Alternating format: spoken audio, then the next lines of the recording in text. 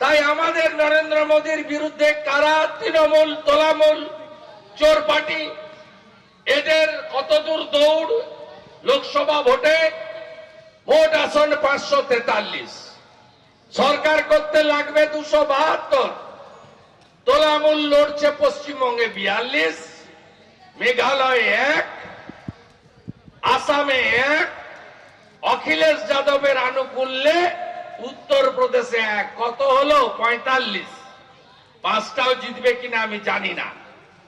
এরা প্রধানমন্ত্রী হবে। আমি তো অনেক জায়গায় বলেছি, যেদিনকে গরুর গাড়িতে হেডলাইট লাগবে আর আমাদের স্যান্ডো গেঞ্জিতে বুক পকেটের দরকার হবে, সেদিনকেই মমতা ব্যানার্জি প্রধানমন্ত্রী হবে। তার আগে কোনো নো চান্স। আমাদের বিরুদ্ধে কে আছে?